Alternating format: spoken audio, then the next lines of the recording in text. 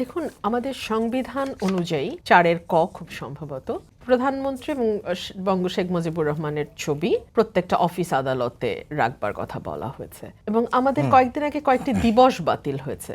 দিবসগুলো দেখছিলাম, এত হাস্যকর দিবস যে বাংলাদেশে আছে এটা আমাদের জানা ছিল না, অ্যাটলিস্ট আমার জানা ছিল না।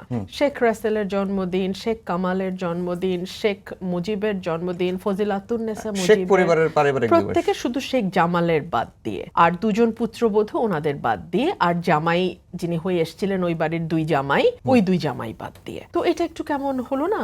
দুজন পুত্রবধূ তো 15ই আগস্ট প্রাণ হারিয়েছেন, তো তাদের নামে আসলে কোনো দিবস করা হয়নি, এবং শেখ জামালের নামেও কোনো দিবস করা হয়নি। মানে মজা না করি, বিষয়টা হচ্ছে দেশটাকে না একটা ছেলে খেলায় পরিণত করা হয়েছিল, এবং এই পরিণতটা এরকম যে একেবারে চোখে আঙুল দিয়ে দেখিয়ে দেওয়া যে বাংলাদেশের রাজতন্ত্র কায়েম হয়েছে এবং শেখ পরিবার হচ্ছে সেই রাজ পরিবার।